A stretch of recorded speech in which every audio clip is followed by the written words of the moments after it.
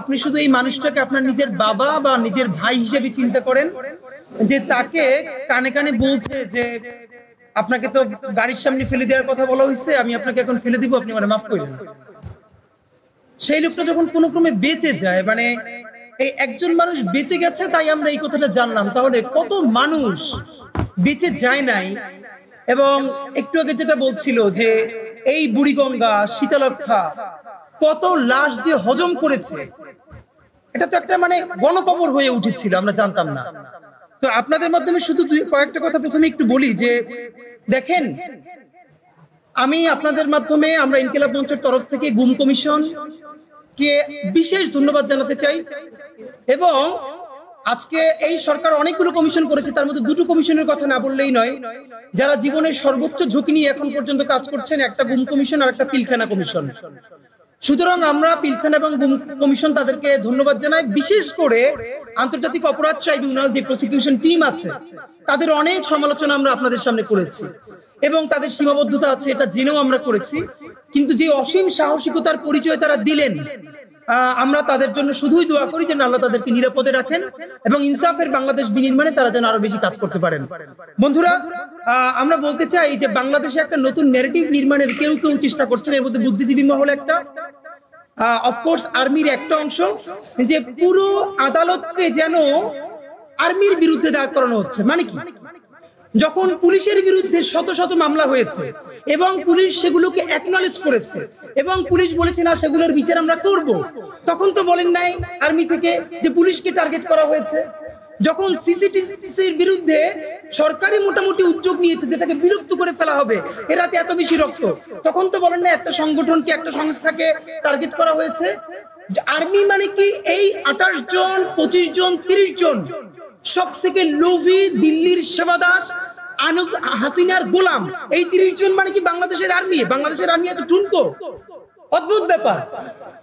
পুরো বাংলাদেশ আর্মিকে কারা এখানে এসে ধ্বংস করে দিয়েছে, তার প্রথম কাজ শুরু হয়েছে পিলখানা কাণ্ডের মধ্যে। আপনাদেরকে মাধ্যমে আমরা একটু পরে দাবিও জানাবো, তবুও বলে রাখি, পিলখানা হত্যা যারা স্বচক্ষে দেখেছেন, এমন অনেকে পিলখানায় সাক্ষী দিয়েছেন কমিশনে যে হিন্দি ভাষী অফিসাররা পিলখানা কাণ্ডের সময় নেতৃত্ব দিয়েছেন। আমার সেনাবাহিনী, আমার দেশপ্রেমিক সেনাবাহিনী, বাংলাদেশের স্বাধীনতা সার্বভৌমত্বের ভ্যানগার্ড সেনাবাহিনীকে যখন প্রকাশ্য দিবালোকে ঢাকার প্রাণ কেন্দ্রে 2 দিন ধরে করা শুধু হয় না, তার লাশটা তাপসের গাড়িতে উঠে পুড়িয়ে দেওয়া হয়, তাদের লাশগুলো তাদের স্ত্রী সন্তানরা ড্রেন থেকে টেনে টেনে বের করে, স্ত্রীকে মুহুর্মুহু করে তারপরে তার সামনে স্বামীকে হত্যা করা হয়, তখন এই সেনাবাহিনীর 25 জন, 30 জন যারা আজকে লেফটেন্যান্ট কর্নেল, মেজর জেনারেল, এই জেনারেলটা কোথায় ছিল আমরা জানতে চাই। আমার সেনাবাহিনীকে যখন করে তার লাশ ভাসিয়ে দেওয়া হচ্ছে, তখন তারা হাসিনার সাথে গণভবনে বসে প্ল্যান করছে, চা খাচ্ছে, কফি খাচ্ছে, এবং হাসিনা তাদের শক্তি নিয়ে থ্রেট করেছে বাংলাদেশের জুনিয়র অফিসারদেরকে, সেনাবাহিনীর, যদি কেউ পিলখানার দিকে মুভ করে তাহলে পরিণতি ভয়াবহ হবে। এর মানে তিনি সেই প্রথম বাংলাদেশ সেনাবাহিনীকে ভয় দেখিয়েছিলেন, যদি ক্যান্টনমেন্ট থেকে পিলখানার দিকে মুভ করা হয় তাহলে ইন্ডিয়ান আর্মি এখানে অবস্থান গ্রহণ করবে। আমরা কোন দেশে ছিলাম? এই যে আজকে তো আর্মির অনেকের নাম চলে আসবে পিলখানা কমিশনে। এখন এই নাম যাতে না আসে, আর্মির চিফ থেকে শুরু করে অনেকে যদি সেই দায়িত্ব নেন তাদের কলিগদেরকে বাঁচানোর জন্য, তিনি তার কলিগদেরকে বাঁচানোর জন্য দায়িত্ব নেওয়া তার একটা প্রায়োরিটি হইতে পারে, কিন্তু বাংলাদেশের 18 কোটি মানুষের প্রায়োরিটি হইল যারা গত 16 বছর ধরে বাংলাদেশকে শুধু জাহান্নামই বানায় নাই, এত বড় জাহান্নাম বানাইছে যে একটা 16 বছরের যুবক কিশোর গুমের ট্রমায় পাগল হয়ে গেছে, জীবনে আসে ভালো হবে না। আমি বলতে চাই এই যে 28 জন, 30 জন জেনারেল, তাদের যে কোনো সন্তান, তাদের কোনো, এই যে দেখলাম মেজর জেনারেল কবির যিনি পালিয়ে গেছেন শুনতে পাচ্ছি এখন, তিনি তার স্ত্রী কি সুন্দর হিজাব পরা, দেখেন তার সন্তানকে নিয়ে হাসিনার পাশে ছবি তুলতেছে। অথচ এই হাসিনা কবিরের সন্তানের মতো কত সন্তানের রক্ত দিয়ে গোসল করে, রক্ত দিয়ে নাস্তা করে, এইটা সে জানতো, তাদের কলিজায় কাঁপন ধরতো না। তা আমরা জানি আমাদের সামনে এত বড় ভয়াবহ অপরাধ ঘটেছে, আমরা এর বিচার চাইবো না? এখন এর বিচার চাইতে গেলে যদি কখনো ডিজিএফআই, কখনো এনএসআই, কখনো আরো 10টা এজেন্সি আমাদেরকে ভয় দেখায়, আমাদেরকে কেউ দখল করে নেবে এই হুমকি দেয়। দখল তো আমরা হয়েছিলাম ভাই। আমরা যখন মুক্তি চাই, আমরা মুক্তির সংগ্রাম করছি। সেই মুক্তির সূচনাটা হয়েছে 24-এর ঐতিহাসিক গণ অভ্যুত্থানে। যতদিন না পর্যন্ত বাংলাদেশের জনগণের রাষ্ট্র কায়েম হবে, ততদিন পর্যন্ত মুক্তির লড়াই চলবে ইনশাআল্লাহ। বন্ধুরা আমার, আপনাদের মাধ্যমে এই যে জেনারেলরা আজকে অভিযুক্ত এবং তাদের পক্ষে ওকালতি করছেন, তাদেরকে বলতে চাই, এই যে গুম কমিশন বলল যে প্রত্যেকটা আয়নাঘরের আলামত নষ্ট করা হয়েছে, হুম্মাম কাদের চৌধুরী থেকে শুরু করে ব্যারিস্টার আরমান থেকে শুরু করে তারা সবাই বলেছে আমার এখানে টাইলস ছিল, গিয়ে থেকে টাইলস নাই, ঠিক পরে দেখা গেল সেই টাইলস যে তুলে ফেলেছে তার দাগ আছে। এইরকম প্রত্যেকটা আয়না ঘরকে ভেঙে সুন্দর সুসজ্জিত ড্রয়িং রুম বানাইছে কারা? এটা কি গণ অভ্যুত্থানকারীরা বানাইছে? এটা আমাদেরকে বলেন। নাম্বার 2, মেজর জেনারেল এই যে ডিজিএফ এর সাবেক প্রধান জিয়া, যিনি পালাইতে গিয়ে ধরা পড়লো, 5ই আগস্ট সন্ধ্যায় সে 1000-এর অধিক হাসিনার কল রেকর্ড ডিলিট করেছে। আপনি ভাবেন, এই 1000 কল রেকর্ড ডিলিট করা হয়েছে, এরপরও 2-4টা কল রেকর্ড সমস্ত আয়নাঘরকে গুড়িয়ে দেওয়া হয়েছে, এরপর সামান্য 2-1টা দাগ, সেইটা থেকেই যে ডকুমেন্টারি করা গেল তা আমরা কেউ নিতে পারতেছি না। এবার আপনি ভাবেন, যদি কোনো আয়নাঘর না ভেঙে অরক্ষিত রাখা হতো, যদি হাসিনার একটা কল রেকর্ড ডিলিট করে না হতো, আজকে বাংলাদেশে হাতে যেই পরিমাণ প্রমাণ থাকতো, তাতে আওয়ামী লীগ উচ্চারণ কথা তো দূরের কথা, আওয়ামী লীগের যে গণকারী সেও মনে হয় সারাদিন আল্লাহর কাছে তওবা করতো। আমরা তো আওয়ামী লীগের কাছে সেই প্রমাণগুলো উপস্থাপন করতে পারি নাই, তাহলে সেগুলো কারা করেছে? ফাঁকে 1 মিনিটে বলে রাখি, আজকে আমাদেরকে ফোন করে একজন জানিয়েছেন উত্তরায় তার বাসা, তিনি বেনজির আহমেদের বাড়িতে ভাড়া থাকেন। তিনি বলছেন যে বেনজির আহমেদ এখনো তাদের লোকজনের মাধ্যমে র্যাবের যে বেনজির এখনো প্রতি মাসে ভাড়া তুলে নেয়। এর মানে ঢাকার মধ্যে বেনজিরের যতগুলো বাড়ি আছে, ফ্ল্যাট আছে, সেইখান থেকে এখনো প্রতি মাসে ভাড়া তুলে নেওয়া হচ্ছে, তাদেরকে টাকা পাঠানো হচ্ছে। আমরা সরকারের কাছে জানতে চাই এইগুলোর সাথে কারা জড়িত, এইটা কে বের করবে? আমরা বের করব? এখন তো আপনি যেইটা দিয়ে মানে ভূত সরাবেন, শস্যের মধ্যেই তো ভূত। স্পষ্ট জানতে চাই, মেজর জেনারেল কবির যে খুনিটা, আপনি ভাবেন কি ভয়াবহ অবস্থা। হাসিনা পালাই গেছে, তার সাথে সে হেলিকপ্টারে পালাইছে, তারপরে আবার কে তাকে বাংলাদেশে ঢুকালো? বাংলাদেশের সমস্ত তথ্য দিল্লিতে গিয়ে পাচার করে এসে দিল্লির সমস্ত অর্ডার গুলো নিয়ে এসে ক্যান্টনমেন্টে হাজির। বাহ, আমরা অদ্ভুত ভাবে খেয়াল করলাম এইরকম গুম কমিশনের ভয়াবহ মানে বলবার মতো না, এইরকম একটা ডকুমেন্টারি আসার পরেও বাংলাদেশের প্রধান রাজনৈতিক দলগুলো, বিএনপি, জামাত ইসলামী, তাদের অফিসিয়াল ফেসবুক পেজে এই এজেন্সির বিরুদ্ধে, এই গণহত্যার একটা অংশ আর্মির, তাদের বিরুদ্ধে তার আমরা কোনো প্রতিবাদ দেখি নাই। এবং মিডিয়ার যে ভয়, মিডিয়া, আমি আপনাকে বলি, গত 50 বছরে বাংলাদেশের আদালত যদি কোনো ঐতিহাসিক কাজ করে থাকে, সব থেকে সাহস নিয়া সেই 5টা কাজের একটা কাজ হবে এই জেনারেলদের বিরুদ্ধে ওয়ারেন্ট জারি করা। আদালতে হাসিনার আমলে আমরা দেখেছি বেগম জিয়ার নামে মিথ্যা মামলা, তিনি 1 কোটি টাকা নিজে খান নাই, শুধু একটা ফান্ড থেকে আরেকটা ফান্ডে ট্রান্সফার করেছেন। সেইটা নিয়ে মিডিয়া দিনের পরে দিন আদালতে এবং সব জায়গায় লাইভ করেছে। অথচ যেই জেনারেলটা শুধু ঘটায় নাই, বাংলাদেশকে দিল্লির চিরতরে দাস করে দিয়েছে, তাদের বিরুদ্ধে আদালত যখন ওয়ারেন্ট জারি করে, সেটার উপরে কোনো ফলো আপ রিপোর্ট নাই, কোনো লাইভ নাই, কোনো টকশো নাই। এবং সব থেকে ভয়াবহ ব্যাপার হলো, আমি আজ পর্যন্ত বাংলাদেশের কোনো মূলধারা মিডিয়ার ভাইরা যারা আছেন, আমি কোনো মূলধারা মিডিয়াকে দেখি নাই এই যে গুমের ভিকটিম এদের 5-7জনকে নিয়ে একটা সিরিজ প্রোগ্রাম তো দূরের কথা, 3-4টা টকশো পর্যন্ত আপনারা করেন নাই। আপনারা কি টকশো করতেছেন? প্রতিদিন প্রচুর মব হচ্ছে। আরে মব তো করছে আর্মির এই গ্রুপ, যারা আয়না ঘর ভাঙে ফেলছে। কারা মব করছে? এই মব উস্কাইয়া দিয়া মিডিয়াকে ডিজিএফআই বলে দিচ্ছে সারাদিন মব দেখাও। এই ফাঁকে ফাঁকে আমরা কি করব? আমরা প্রত্যেকটা আয়না ঘর ভেঙে ফেলবো। এই ফাঁকে আমরা কি করব? ক্যান্টনমেন্ট থেকে 626 জনকে ব্যবস্থাকারী তাদেরকে আমরা পাচার করে দিব। এই ফাঁকে আমরা কি করব? আপনি ভাবেন এদেশের নিরাপত্তা কোথায় আছে? এই রাষ্ট্র টিকেই রেখেছে আল্লাহর কোনো, এইখানে 18 কোটি জনগণ। এই জনগণ ক্যান্টনমেন্টের জনগণ নয়, এলিট জনগণ নয়, এই জনগণ ভ্যানওয়ালা, সবজিওয়ালা, শিক্ষার্থী, শিক্ষক, বাংলাদেশের আপামর জনগণ।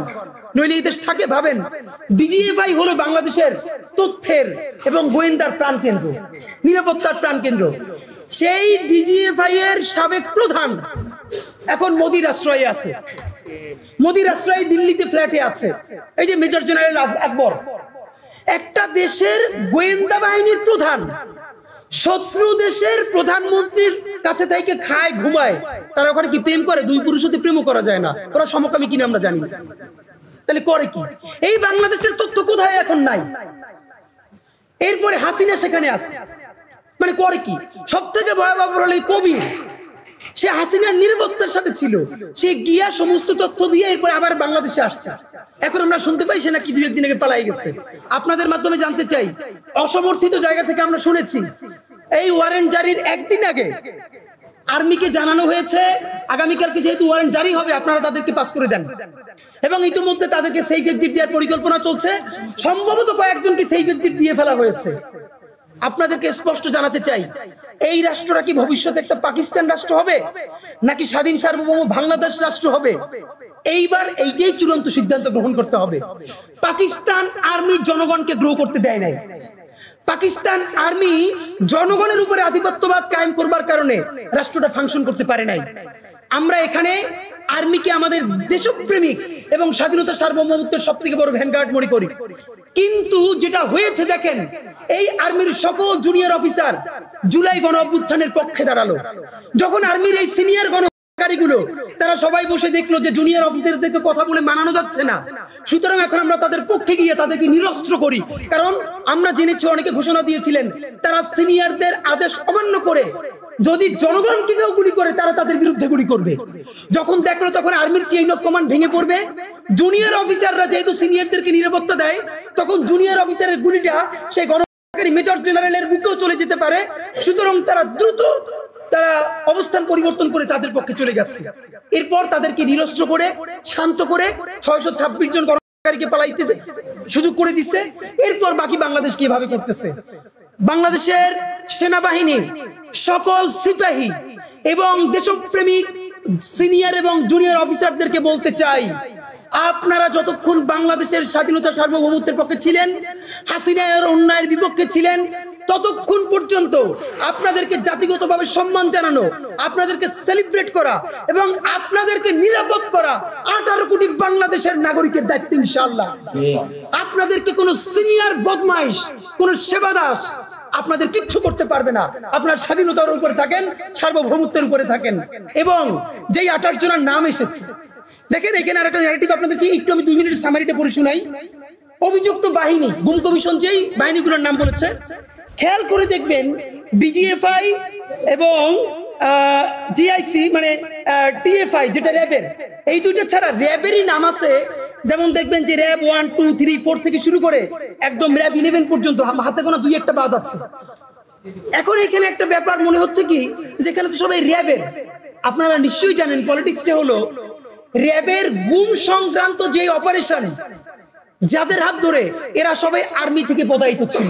এজন্য এখানে আর্মি লেখার দরকার নাই। খুবই কৌশলের সাথে যাতে সরাসরি অ্যালিগেশনটা আর্মির বিরুদ্ধে না যায়, কারণ আর্মির বিরুদ্ধে যদি যায় তাহলে পিস কমিশনে তাকে নিয়ে বন্ধ হয়ে যাবে, ব্যবসা বাণিজ্য ক্ষতিগ্রস্ত হবে। এই জন্য সরাসরি আর্মিকে না রেখে তাদেরকে র্যাবে পদায়ন করেছে। র্যাবে পদায়ন করে তারপরে প্রত্যেকটা গুম তাদেরকে দিয়ে করাইছে। আপনাদেরকে দেখাই যে ডিজিএফআই যে জয়েন্ট ইন্টারোগেশন সেল যেটা করেছে, যেটাকে আমরা বাংলায় আয়নাঘর বলি। আপনাদের মিডিয়ার বন্ধুদেরকেও দাওয়াত দিয়ে রাখি, এই যে গণভবনে যে জুলাই জাদুঘর হচ্ছে, এইখানে আয়নাঘরের কিছু রেপ্লিকা বানানো হয়েছে। কিছুদিন পর হয়তো উন্মুক্ত করা হবে। যেই আয়নাঘরগুলো পাওয়া গেছে মোটামুটি ঠিক ওইভাবে কপি করে বানানো হয়েছে। ভাইরা, আপনার সামনে শত শত লোক দাঁড়াই থাকবে, এরপরে দরজা বন্ধ করে 5টা মিনিট ওখানে থাকতে পারবে না, জাহান্নাম মনে হবে। আমরা ঢুকছিলাম ভিতরে। আপনি জাস্ট ভাবেন, এখন পর্যন্ত যে জিনিসটাকে গুম কমিশন রিপোর্টে বলেছে ভারতের সাথে সম্পৃক্ততা কি। 1 নাম্বার, বর্ডার পার করে ভারতীয় বাহিনীর কাছে হস্তান্তর। যেমন বিএনপির যে সালাউদ্দিন সাহেব, সাইদি সাহেবের মামলার সাক্ষী সুখরঞ্জন বালি, তাদেরকে তো ভারতের কোর্টে পাওয়া গেল। আজ পর্যন্ত আন্তর্জাতিক অপরাধে আদালতে মামলা করে নেয় বাংলাদেশ সরকার যে বাংলাদেশের একজন ভিকটিম, একজন জনগণ কিভাবে ইন্ডিয়ার কারাগারের মধ্যে থাকতে পারে। নাম্বার 3, 3 জনকে যে ভারত থেকে উদ্ধার করা হয়েছে, দেখেন প্রক্রিয়াটা কিভাবে হয়েছে। বাংলাদেশের বাহিনী, আইন শৃঙ্খলা বাহিনী তাদেরকে ধরে নিয়ে সীমান্ত পর্যন্ত গেছে, আর সীমান্ত থেকে ভারতের বাহিনী তাদেরকে আবার পিক করে নিয়েছে। ভয়াবহ অভিযোগ হলো সালাউদ্দিন কাদের চৌধুরীর ছেলে হুম্মাম কাদের চৌধুরী বলছেন তাকে যখন গুম করা হয়েছে তখন হিন্দিভাষী অফিসাররা কথা বলেছেন। আরো অনেক গুমের অভিযুক্ত, মানে গুমের যারা ভিকটিম তারা বলেছেন যে আমরা তখন বিদেশি ভাষায় কথা শুনতে পেয়েছি। একটা দেশের স্বাধীনতা সার্বভৌমত্ব বেঁচে আছে, এটা আপনি কিভাবে বিশ্বাস করবেন যে প্রতিবেশী দেশ থেকে হিন্দিভাষী অফিসার এসে পিলখানায় করে, এইখানে গুম করে? এমন ঘটনা ঘটেছে, আপনাদেরকে বলি, তথ্য বলতে পারবো না, এটা ভবিষ্যতের বাংলাদেশ বলবে। ইন্ডিয়ান এজেন্সি একজনকে গুম করবে, বাংলাদেশ সেনাবাহিনীর একটা অংশ তাকে গুম করতে দিবে না, রাস্তায় মুখোমুখি হয়ে গেছে তারা। ইন্ডিয়ান এজেন্সি এক পাশে এবং তাদের পাশে সেবা দাস যে গ্রুপ বাংলাদেশের, আর একটা হলো দেশপ্রেমিক ফোর্স, তারা প্রতিবাদ করছে না আমরা গুম করতে দিব না। রাস্তার উপরে প্রায় 1 ঘন্টা এরকম স্টাক হয়ে আছে, কিন্তু দেশপ্রেমিক ফোর্স পারে নাই। মাঝে মধ্যে তারা পেরেছে তাদেরকে উদ্ধার করতে। আপনাদেরকে আমরা কয়েকটা কথা বলতে চাই। বাংলাদেশ সরকার ভারতের কাছে সহযোগিতা চেয়েছিল যে কারা কারা গুম করেছে অথবা ভারতের মধ্যে কারা আশ্রিত ছিল ভারত যেন জানায়। ভারত এখন পর্যন্ত উত্তর দেয় নাই। সব থেকে খারাপ একটা যে জঘন্য কাজ, বাংলাদেশের আদালত কি কোনো কালে আদালত ছিল? দেখেন এখানে গুম কমিশন বলছে 164 ধারায় যখন যাদেরকে গুম করা হয়েছে তাদেরকে যখন জবানবন্দি দেওয়া হতো, যিনি এই অপরাধ করেন নাই, যিনি জঙ্গিপনায় জড়িত নাই, আমরা বলি না তো বাংলাদেশে জঙ্গিপনা ছিল না, কম বেশি সবসময় ছিল। হাসিনা এবং ভারত এই জঙ্গিদেরকে পাচ্ছে বাংলাদেশের স্বাধীনতা ধ্বংস করার জন্য, এবং এই জঙ্গি নামটা দিয়া যারা নিরপরাধ মানুষ তাদেরকে সে ফাঁসাইতো। তো এইরকম যখন প্রচন্ড মারামারি করে, প্রচন্ড নির্যাতন করে আদালতে যখন জবানবন্দির জন্য দাঁড় করাইতেছে, ভিকটিম যখন প্রচন্ড সাহস নিয়ে আদালতের কাছে বলতেছে যে আমাকে এত অত্যাচার করা হয়েছে, আসলে আমি এগুলোর সাথে জড়িত না। দেখেন কি ভয়াবহ ব্যাপার। আদালত আইন শৃঙ্খলা বাহিনীকে ডেকে বলতেছে, কি পিটান পিটাইতেছেন যে এখনো স্বীকার করে না, এখনো বলে যে আমি এইটা করি নাই। এই ছিল বাংলাদেশের আদালত। আপনি আসেন, গুমের শিকার রাজনৈতিক নেতৃবৃন্দ আমরা দেখেছি, কিন্তু জাবের বলেছে আমি তবু কমিশনের রিপোর্ট থেকে সংক্ষেপে বলি, যেভাবে নির্যাতন করা হতো, ঠোঁট অবশ করা ছাড়া সেলাই, মিডিয়ার ভাইরা বন্ধ করে দেখেন যে আপনার আমার ঠোঁটটা অবশ না করে সেলাই করে দিতেছে, আমরা এটা কি চিন্তা করতেছি? ঠোঁট অবশ করা ছাড়া সেলাই করে দেয়া, গোপনাঙ্গ এবং কানে বৈদ্যুতিক শক দেয়া, গোপনাঙ্গে ইট বেঁধে ঘন্টার পর ঘন্টা ঝুলিয়ে রাখা, উলাঙ্গ করে নারীর সামনে উপস্থাপন, নারীদের মাসিকের সময় পিরিয়ডের প্যাড না দেয়া এবং হাসাহাসি করা। এমনও হয়েছে যে পিরিয়ডের প্যাড চেয়েছে, তারপরে বুকের উপর লাথি মেরেছে এক নারীকে। মেয়েদের শরীর থেকে ওড়না টেনে খুলে ফেলা এবং অনেক তো পর্দা করেছস এভাবে বলে হাসি ঠাট্টা করা।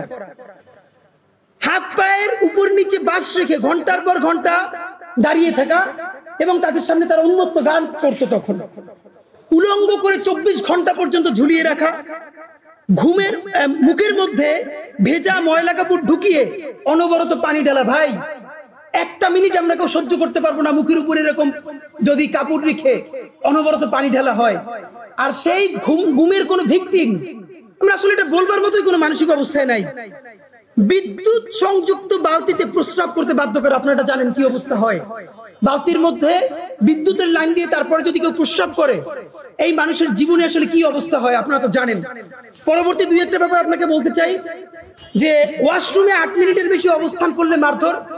এক নারী বলেছেন যেই কোমরে তিনি বসতেন, কোমরে পুরোপুরি বসা যেত না, এত ছোট সেল, সেটার মধ্যেই কোমর অর্ধেক হয়ে বসতে হতো, দরজা আটকাইতে দিত না। এরপরও যদি তার সময় লাগতো, তারপর তার উপরে সে মারধর করত। যেভাবে করা হতো, প্রথমত বিষ প্রয়োগে অনেককে ইনজেকশন দিয়ে, ইনজেকশন পুশ করে, পেট চিরে সিমেন্টের ব্যাগ বেঁধে লাশ নদী এবং সমুদ্রে ফেলে দেয়া। আপনাদেরকে জানাই কত সুনিপুণভাবে এই হত্যাকাণ্ড করা হয়েছে। প্রথমে করার পর কারো পেটের মধ্যে পাথর, কাউকে সিমেন্ট দিয়ে সেলাই করে সাথে নৌবাহিনীর অফিসার নিয়ে যাওয়া হতো সাগরে। কোন সময় সাগরের কোন জায়গায় লাশটা ডাম্পিং করলে এরপরে জোয়ারে আবার লাশটা ভেসে আসবে না। সবগুলো তো সাগরে ফেলা যেত না, অনেকগুলো শীতলক্ষায়, অনেকগুলো বুড়িগঙ্গায় এভাবে চিরদিন ভাসায় দেওয়া হইতো।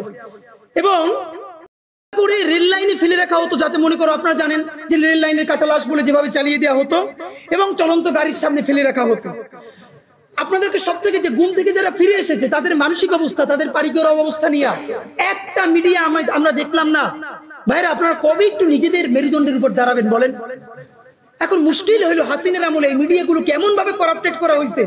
মিডিয়ার অনেক ভাইয়েরা আমাদেরকে ব্যক্তিগতভাবে বলে তারা চায় সঠিক তথ্যটা প্রকাশ করতে, কিন্তু তাদের হাউসকে এই এজেন্সিগুলো এবং ইন্ডিয়া এবং হাসিনা এমন ভাবে ব্যবহার করছে, তাদেরও অনেক গোপন তথ্য এজেন্সির কাছে এমন আছে, তারা এখন বেশি সত্য প্রকাশ করলে তাদের ক্ষতি হয়ে যাবে। এবার আপনি ভাবেন, তো আমরা আপনাদেরকে যেটা বলতে চাই যে এই পরিবারগুলোর সামনে আমরা দাঁড়াই নাই, আমরা আপনাদের মাধ্যমে 5টা দফা দাবি জানিয়ে আমরা সামনে প্রোগ্রামে যাব। শুধু আপনাদেরকে বলি যে ইনকিলাব মঞ্চের পক্ষ থেকে 5 দফা দাবি ঘোষণা করছি। অতি দ্রুত ইন্টারিম সরকারকে এই ব্যাপারে ব্যবস্থা গ্রহণ করতে হবে। নাম্বার 1, যেই সমস্ত যাদের বিরুদ্ধে অভিযোগ করা হয়েছে আন্তর্জাতিক অপরাধ ট্রাইব্যুনাল থেকে, অনতি বিলম্বে তাদেরকে কোনো কালক্ষেপণ ছাড়া গ্রেফতার করতে হবে। আপনারা জানেন তারা অফিস করেছে আর্মিতে, আমরা জানি। আগামীকালকে রবিবার, এই জন্য আজকে আমরা শনিবার প্রেস মিট করলাম। হয়তো আমরা ধরে নিচ্ছি কৌশলে তাদেরকে ডিসমিস করে দেওয়া হবে, অথবা তাদেরকে সাথে সাথে সেই এক্সিট দেওয়া হবে। শুধু ডিসমিস করে দেওয়া চলবে না, আর্মির নিজের দায়িত্ব হলো তাদেরকে ডিসমিস করে দিয়ে অতি দ্রুত আদালতের হাতে তুলে দিতে হবে। নাম্বার 2, আপনাদের মাধ্যমে বলেছি, গুম কমিশন সরাসরি প্রতিবেদন দিয়েছে এই বাংলাদেশে গুম সাথে ইন্ডিয়ান এজেন্সি জড়িত। ভিকটিমরা নিজে বলেছে অতি দ্রুত বাংলাদেশ সরকারকে ইন্ডিয়ার বিরুদ্ধে আন্তর্জাতিক আদালতে মামলা করতে হবে। আমরা অবাক হলাম, যেখানে ভিকটিমরা প্রত্যেকে বলছেন, পিলখানার ভিকটিমরা, জুলাইয়ের ভিকটিমরা, যারা বলছেন এই গুমের ভিকটিমরা, যারা তাদেরকে হিন্দিভাষী অফিসাররা তাদেরকে গুমের সাথে জড়িত। তাহলে এই ভিকটিমরা যেহেতু বেঁচে আছেন, এখন পর্যন্ত বাংলাদেশ সরকার কেন আন্তর্জাতিক অপরাধ আদালতে ইন্ডিয়ার বিরুদ্ধে মামলা করবে না? যদি বাংলাদেশের বিএনপি, জামাতে ইসলামীও কনভিন্সড হয়ে যায়, এই ইন্টারিমের তো দায় বিএনপি এর জামাতের প্রতি না, তার তো দায় শহীদদের প্রতি, তার তো দায় ইনসাফের প্রতি। আমরা অতি দ্রুত দাবি জানাচ্ছি এই সরকার ইন্ডিয়ার এই ভয়াবহ অপরাধের বিরুদ্ধে অতি দ্রুত যেন আন্তর্জাতিক আদালতে মামলা করেন। 3, পিলখানা গুম কমিশন এবং যে আন্তর্জাতিক অপরাধ আদালতে যেসব প্রসিকিউশনের যারা সদস্য রয়েছেন, আমরা মনে করি তারা অত্যন্ত জীবনের ঝুঁকিতে রয়েছেন। গুম কমিশনের নাবিলা ইদ্রিস আপা, আপনি ভাবেন একজন নারী কত পুরুষের চেয়েও সাহসী হয়ে উঠতে পারে। এই গুম কমিশনের সদস্যরা, পিলখানা কমিশনের সদস্যরা প্রত্যেকে জীবনের ঝুঁকিতে রয়েছেন। আন্তর্জাতিক অপরাধ আদালতে যারা কাজ করছেন তাদেরকে শত শত কোটি টাকা অফার করা হয়েছে, তারা যেন একটু স্লো যান, তারা যান নাই, তারা গাদ্দারি করেন নাই। সুতরাং এই কোন পর্যন্ত না, লম্বা সময় ধরে তাদেরকে নিরাপত্তা নিশ্চিত করতে হবে। নাম্বার 4, আপনারা জানি আগামী 30শে নভেম্বরের মধ্যে পিলখানা কমিশন তাদের রিপোর্ট প্রকাশ করবে। আপনাদের মাধ্যমে আমরা সুস্পষ্টভাবে জানাতে চাই, পিলখানা কমিশন আমরা যতদূর জানি জেলখানায় যেই সব আসামিরা রয়েছেন, যারা ভিকটিম রয়েছেন, যেই সব সৈনিক যাদের অনেকদিন জেল হয়েছে, তাদের সাথেও ঘন্টার পরে ঘন্টা জবানবন্দি নিয়েছেন। এই যেই সব সৈনিকরা এই হত্যাকাণ্ড চোখের সামনে দেখেছেন, তারা পিলখানা কমিশনকে কি বলেছেন, এই প্রত্যেকটা বক্তব্য সহকারে পিলখানা কমিশনের পুরো বক্তব্য কোন ধরনের কাটছাট ছাড়া জাতির সামনে প্রকাশ করতে হবে। এবং যদি সেটা প্রকাশ করতে গিয়ে আর্মি হোক, ডিজিএফআই হোক, এনএসআই হোক, যার নাম সামনে আসুক, যদি কোনোভাবে সেটাকে ব্যাহত করা হয়, তাহলে আমরা কিন্তু খুব খারাপ ভাবে হলেও, জীবনের ঝুঁকি নিয়ে হলেও আমরা কিন্তু রাজপথে দাঁড়াবো। সুতরাং বাংলাদেশের জনগণকে দেশপ্রেমিক কোন বাহিনীর বিরুদ্ধে আপনারা দাঁড় করাবেন না, এটা আপনাদের কাছে আমাদের অনুরোধ।